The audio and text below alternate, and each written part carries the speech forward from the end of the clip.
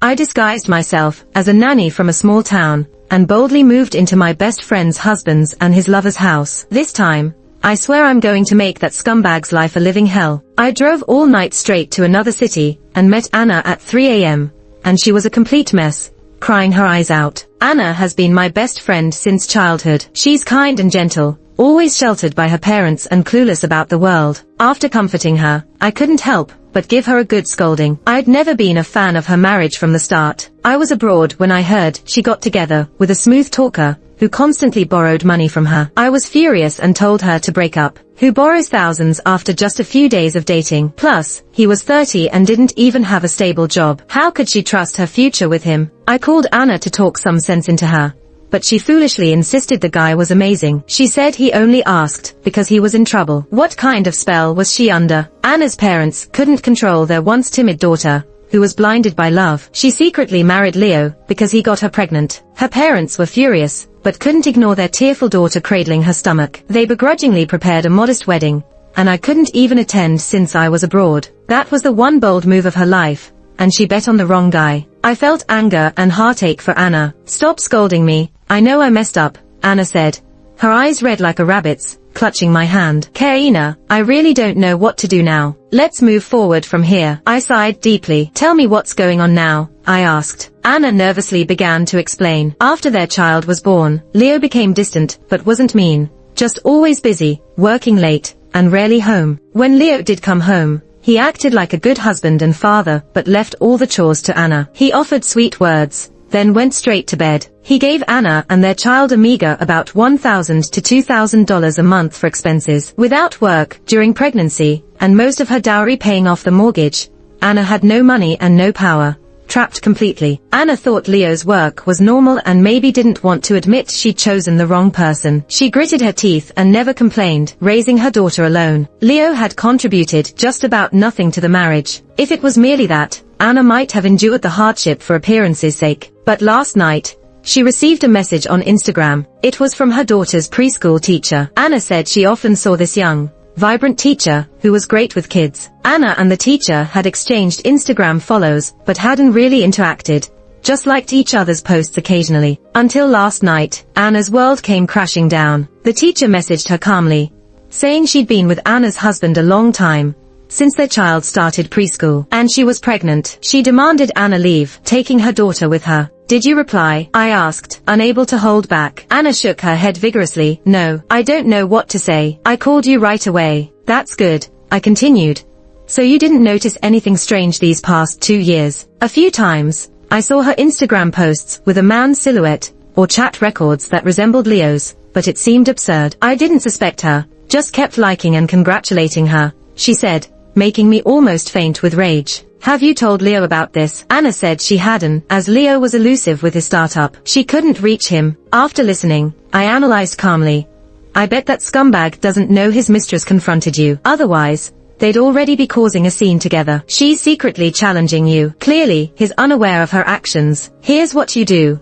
Act as if you know nothing. Test Leo subtly to see if he's aware. Then we'll plan. Don't alert anyone yet. Stay strong. First, try to get your husband's chat records with his mistress. Keep all evidence of infidelity. Second, secure your assets, bank accounts, cars, properties. Don't let him secretly transfer anything. Anna agreed, but seemed hesitant. Karina, if Leo comes back, I'd be willing to forgive him. I slapped Anna hard across the face. She covered her face, stunned. Anna, I yelled angrily, if it were anyone else as confused as you, I wouldn't bother with them. But because Anna is my lifelong best friend, the only one to help me in my darkest times, I'm willing to pull her from the mud. Your life is already a mess. Think about your daughter and your future. Do you want to suffer a lifeless marriage forever? I scolded. Tears welled up in Anna's eyes, and she cried, shaking her head. I'm sorry, Karina, you're right. I can't let my daughter endure this too. Having this dad is no different from having no dad. As a lawyer, I had to secure the best deal for her and her child. That night, we lay sleepless in one bed. The next day, I booked a hotel for a week near Anna's house to figure out how to deal with this mess. The only thing Anna could give me was her husband's lover's Instagram. I checked it on her phone. This Shirley posted on Instagram a lot, revealing tons of information. Aside from work-related posts, it was mostly selfies and gifts from her boyfriend like bags, bracelets, and makeup. No wonder Leo only brought home a couple of thousand each month. Most of his money must be going to Shirley. In one photo where Shirley was hugging a man with his face blurred, I noticed the watch he was wearing looked familiar. Wasn't that the watch Anna gave to Leo as part of her dowry? What made it worse was the conversation in the comments between Anna and Shirley. Anna, what a coincidence. Your lover's watch looks exactly like the one I gave my husband. Shirley, really? We must have similar tastes then. I rolled my eyes countless times, wondering how my otherwise smart friend could be so naive. Going through Shirley's previous Instagram posts, I found a very valuable piece of information. Shirley, getting paid so much each month, and this is the best you can cook. Not worth being a housekeeper. The photo showed a table full of dishes. It seemed like she was complaining about her housekeeper, but also bragging about having one. I clapped my hands, a plan forming in my head. Over the next 2 days, Anna and I worked together. She contacted Leo and complained about home issues, and Leo's responses were as usual, confirming our suspicion. Leo didn't know Shirley had confronted Anna. This meant Leo didn't want to divorce Anna, at least not yet. There was something he still valued about Anna. After dressing up, I started following Shirley from her workplace all the way to a high-end residential area. After work, Shirley dressed up nicely, looking quite attractive. I saw her enter an apartment building and made note of where she lived. For a few days, I camped out in front of the complex. I saw her come down with a 50-something housekeeper. They both had stern faces like they had just argued. Once Anna left, I tailed the housekeeper towards the market. Before long, I struck up a conversation with her. Are you buying groceries early to cook for your family? Family? If it weren't for the poor economy, who'd work as a housekeeper for such a stingy family? Not only do they dock my pay, but they also constantly criticize my cooking and find fault with me, she ranted. After chatting for a while, I learned more about Shirley's preferences, and confirmed the man of the house was indeed Anna's husband, Leo. Wow, just a few kilometers apart, and Leo was maintaining 2 households. I made a deal with the housekeeper, offering her 3 months' salary to find a new job, and recommend me as Shirley's new housekeeper. She scrutinized me and finally said, 3 months. 2 months will do. Thank you for getting me out of that hell. I wiped my sweat, thinking this lady was quite sincere. Due to my job, I rarely wore makeup and purposely dressed dowdily, pretending to be a distant niece from the countryside. With my slight cleanliness obsession and certification as an organizer, I felt confident about the interview with Shirley. The lady kept her word and brought me to Shirley's place. Following our script, she introduced me as her distant niece and recommended me as the new housekeeper, then left with her luggage happily. It was my first time entering Leo's secret household. The place was nicely decorated, looked more upscale than Anna's home, and was filled with feminine touches. There were also photos of Shirley and Leo together. Shirley sat on the sofa, scrutinizing me with a haughty look. I acted meek and eager to please, saying, I'm hardworking. I can do everything she did, and we can discuss the salary. She seemed unsatisfied, perhaps because I didn't come across as humble as a middle-aged woman. Shirley lifted her chin and said, fine, make me a couple of dishes to see your skill. I quickly rolled up my sleeves and cooked 2 dishes with the available ingredients. I had studied her Instagram likes, so I made dishes to her taste with a refined presentation, unlike the plain, hearty meals the previous housekeeper made. Shirley was instantly impressed. After tasting, she feigned indifference and gave a lukewarm review, telling me, barely passed. She said whether I could stay or not depended on my performance in the coming days. I moved my luggage into the housekeeper's small room, feeling a rush of determination. This would be my battleground for the next period. Things were progressing smoother than I'd hoped. That evening, I met Leo for the first time. This was the man who had ruined half of my best friend's life. Suppressing my disgust and anger, I respectfully greeted him as boss, then retreated to my room, behaving as demure and plain as possible. Having never seen me before, Leo wouldn't have connected me with Anna's well-known lawyer friend,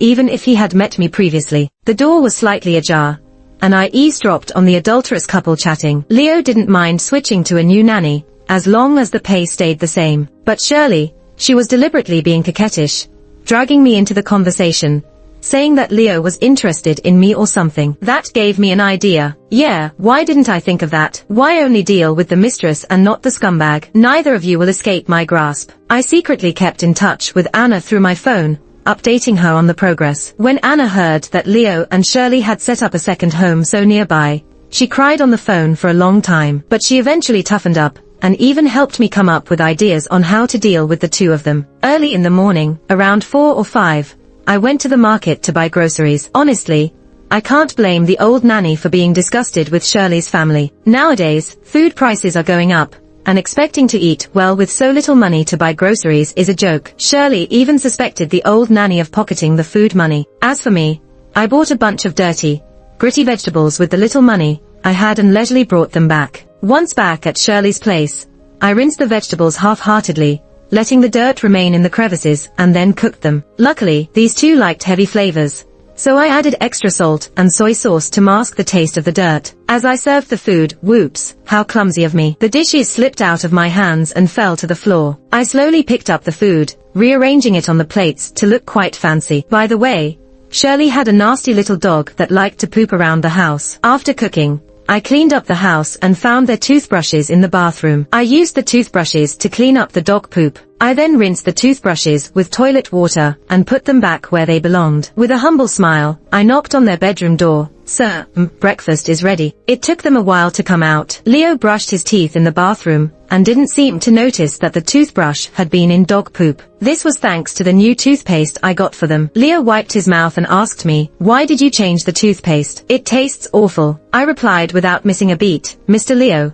I noticed that your old toothpaste was running out, so I bought a new one from the supermarket." The salesperson said this one isn't very pleasant, but it cleans better and has a lasting taste that will come up slowly. Leo grumbled about toothpaste flavors getting stranger, but didn't suspect anything. Shirley, having finished brushing her teeth, was already sitting down and enjoying her breakfast. I silently pretended to be diligent, cleaning around. Hidden in this facade of service, I thought to myself, "You want me to slave away for you two jerks? This is just the beginning. Better wash your necks and await your fate." Anna and I had secret meetings a few more times. I thought that Anna's statements alone weren't enough to seal the deal on Leo's infidelity. We needed more solid proof for court proceedings. If Shirley decided to get an abortion and Leo denied everything, it would still be tough for Anna to get a larger share of the marital assets. So, I came up with an idea for more concrete evidence against Leo, obtained through legitimate means. One evening, while Shirley was watching TV in the living room, I was tidying up and took a picture of her with an old phone I had for this role. I made sure to use the flash to catch her attention. Shirley looked at me suspiciously. "What are you doing?" I smiled shyly, approached her,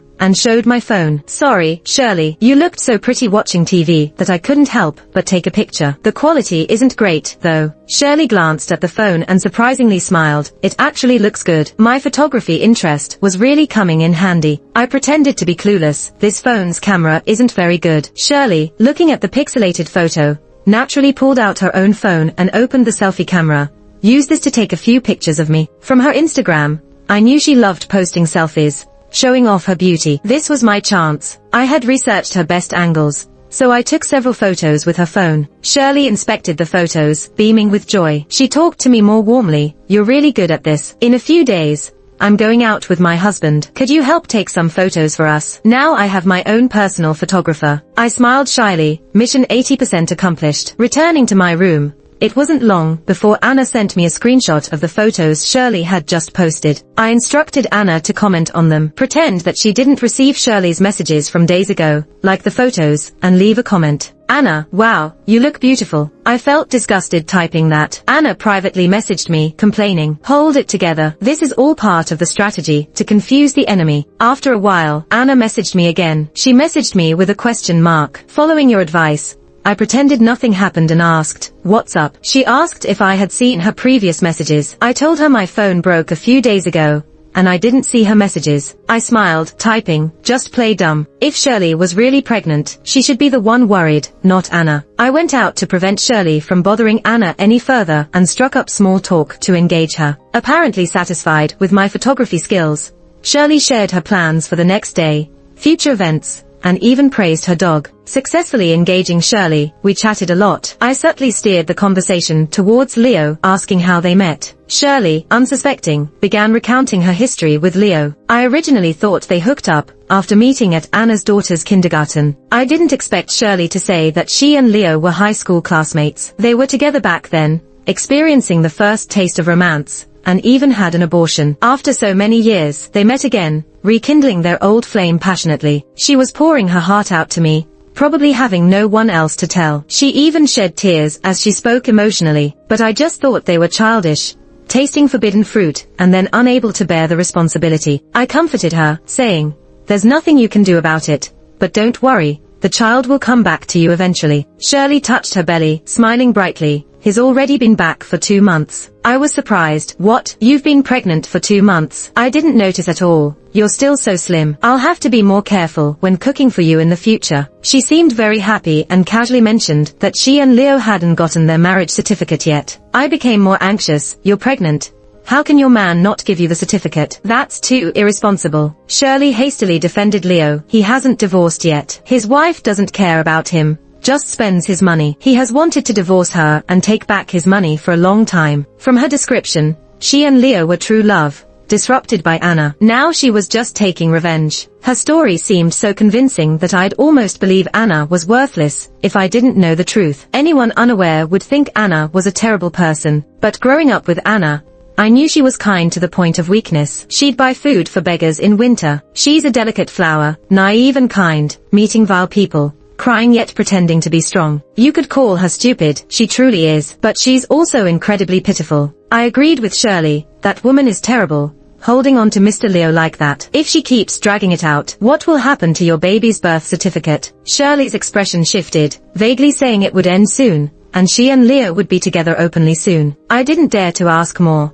changing the subject instead. In one night, learning Shirley's secrets brought us much closer. She often had me take her phone to snap various beautiful photos of her. I took pictures obediently and honestly, just quietly waiting for an opportunity. During my time as a nanny, Anna and I compared schedules. Leo spent most of each month here, only occasionally briefly returning to Anna before finding some excuse to come back. Clearly, Shirley's income couldn't support hiring a nanny and living in a big house. Calculating Leo's income, we realized he was not only supporting Shirley, but probably using Anna's dowry as well. Leo had borrowed a lot from Anna for business. Anna's family was well off. Besides her dowry, she brought a nice car into the marriage, which Leo drove. She had also lent Leo a lot of money, leaving her with no extra savings, all for this cheating couple's benefit. Meanwhile, I hadn't forgotten to keep an eye on Leo. A few days ago, I noticed Leo playing with his phone, showing an open dating app. Once someone cheats, they often cheat again. I didn't believe Leo would be faithful to Shirley once he left Anna. A man addicted to sweet talk and flirting couldn't resist nearby beauties. So, I registered a dating app account,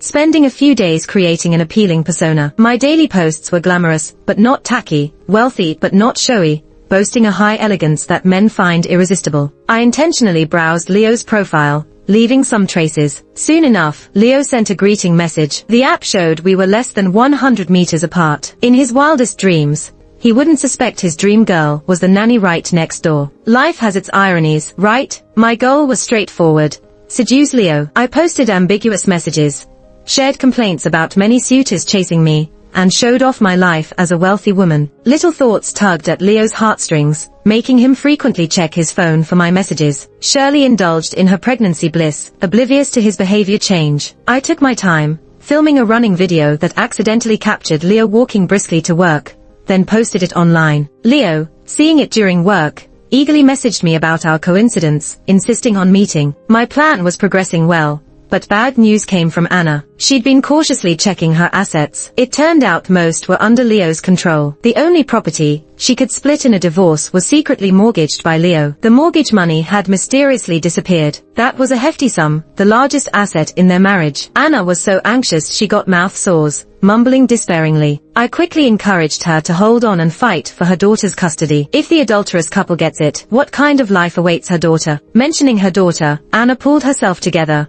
continuing to search for assets. I also planned to get a friend from the bank to help investigate. It was a beautiful, sunny day. Shirley was begging Leo to take her to the nearby park for a walk. Leo was busy chasing me, so he was becoming more indifferent and dismissive towards Shirley. But since they had a child together, he put on a mask and a hat and went to the park with her. And I, as Shirley's personal photographer, tagged along. In the picturesque scenery, Shirley and Leo stood together, looking like a perfect couple. I faked sincerity and praised, "So Annam, would you like me to take some photos of you together?" My address clearly pleased Shirley. Shirley smiled sweetly at Leo and gladly handed her phone to me. "Take some more. Let me see how perfect my husband and I look together." Leo nodded perfunctorily. Taking Shirley's phone, I also smiled faintly. Leo removed his hat and mask. Shirley boldly kissed his face in public and posed. I took a few steps back and started taking intimate photos of them. As I snapped away, I opened Instagram on her phone and sent those intimate photos to Anna. I also edited and sent a message to Anna.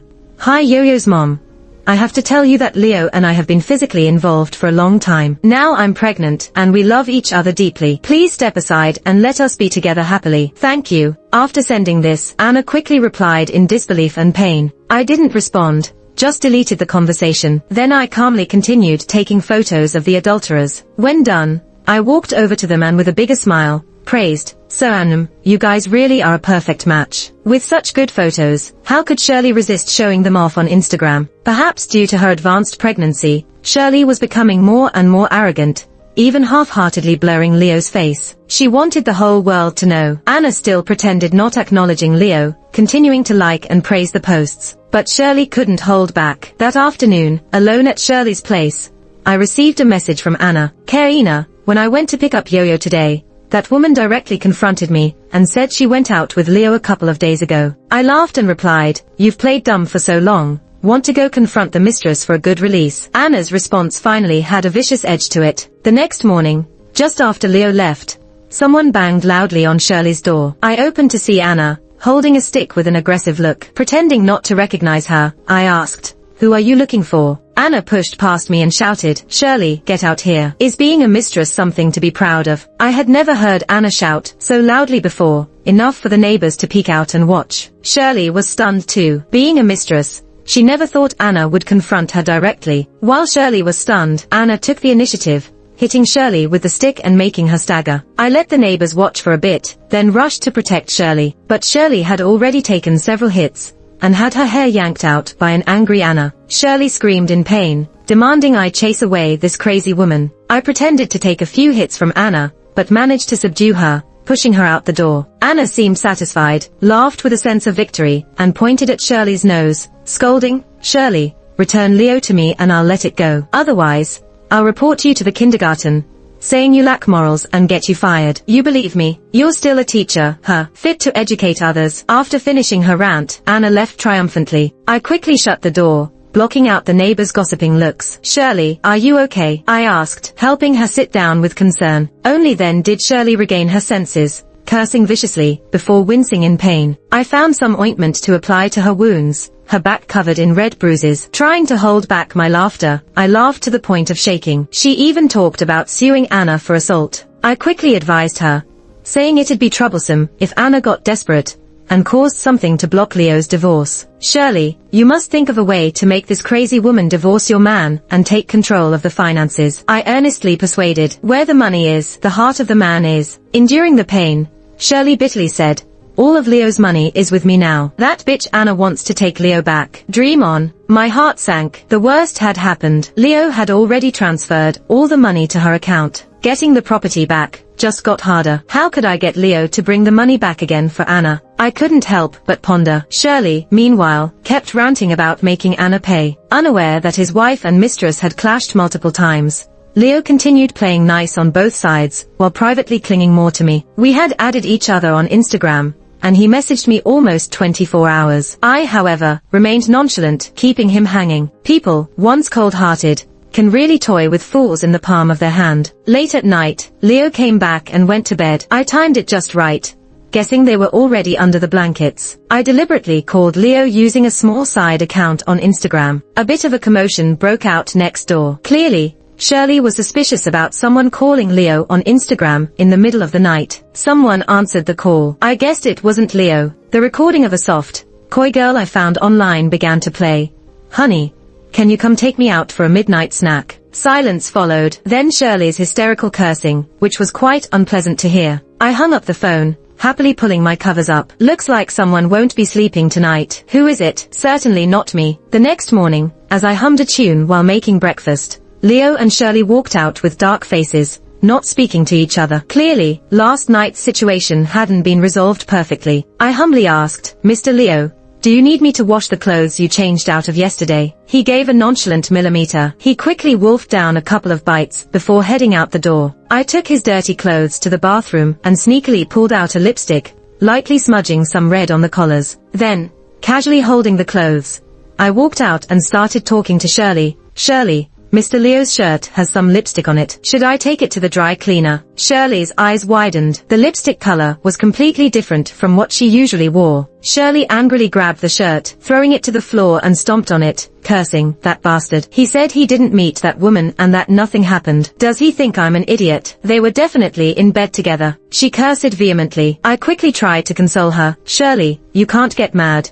Think about the baby." Soon, Shirley's eyes reddened as she started crying to me about what she found on Leo's phone last night. "Weren't we true love? Why is he looking for other women when I'm pregnant with his baby?" I sneered inwardly. Didn't Anna also think she and Leo were true love? And didn't Leo go after Shirley after Anna got pregnant? Why does Shirley think she can hold on to Leo forever? I despised her in my heart but said, "Shirley, this is nothing. As long as you have the money, even if Leo leaves, his heart will still be with you." Pretending to remember something, I went to my room and brought out a voucher, giving it to Shirley. "Shirley, look at this place," I said quietly. "This is a coupon for a high-end spa. I can't afford such luxury. If you don't mind, take it and try it out. Relax for a while. You've been too stressed lately." Shirley took it, and seeing words like high-end massage spa and essential oil care with four-figure prices on the voucher, she was clearly tempted. "You're so good to me," Shirley said, holding my hand emotionally. "Since you came, I've been a lot happier each day." I smiled shyly. I didn't have any friend working at a massage parlor. I bought that voucher myself. That place was definitely high-end, far beyond Shirley's usual budget. The masseurs were all chiseled with 8-pack abs, attentive and tender. Did Shirley,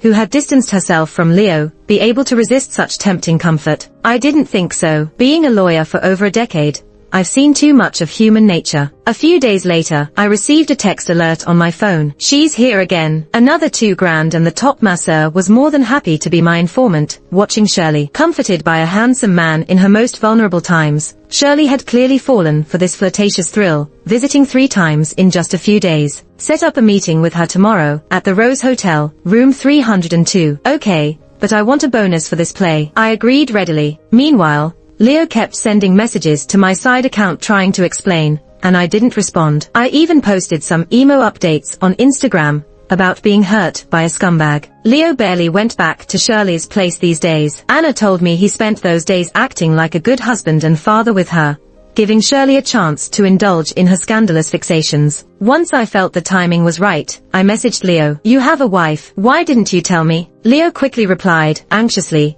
"She's not my wife, just some crazy woman clinging to me. Baby, trust me, I'm innocent. Let's meet up and talk, please." I pretended to think it over. "All right, tomorrow at 6, I'll be at the nearby Rose Hotel, room 302. Leo was overjoyed. "Great, see you then." Meeting at a hotel already sounded spicy. What happened the next day was almost natural. Hiding in my car, I saw Leo, all dressed up, walking into the hotel. I dialed the police. Within half an hour, cops led out Shirley and the half-naked masseur with 8-pack abs. Leo came out looking pale, with traces of a fight on his face. Who could he have fought with, the masseur or Shirley? I snapped plenty of close-ups of Shirley being taken away by the cops and sent them to Anna. Just then, Leo was frantically calling and messaging my side account. Of course, I didn't answer. I just deactivated the account and left. Who am I? You go ahead and guess. The situation had reached this point, and my nanny job was no longer necessary. I sent a message to Shirley, knowing she wouldn't see it, expressing my concern and fear for her well-being. Then, I repeatedly urged her to seek Leo's forgiveness for the sake of the child. I informed Shirley and her husband that I was heading back to the countryside for a while. Anyway, since I wasn't recommended by any housekeeping agency, they didn't have any of my personal information. Afterwards, I cancelled this phone card, packed my luggage, and went back to a hotel near Anna's house. When Anna saw me, she hugged me tightly, her eyes sparkling. "Thank you, Kaina. Without you," she choked up, unable to speak. I patted her head gently and said, "Back when my parents passed away, and I was gravely ill, it was your family who spent the time and money to save me. Now, I'm just returning your kindness. Anna, remember, being kind isn't a mistake, but being kind to the point of weakness is. Understand? She nodded firmly. I got it. By now, everything was falling into place. Shirley was caught soliciting and arrested. Leo broke things off with her. For the sake of the child and future support, Shirley would inevitably cling to Leo. Naturally, Leo wouldn't be content having all his money controlled by Shirley. Once the money returned to Leo,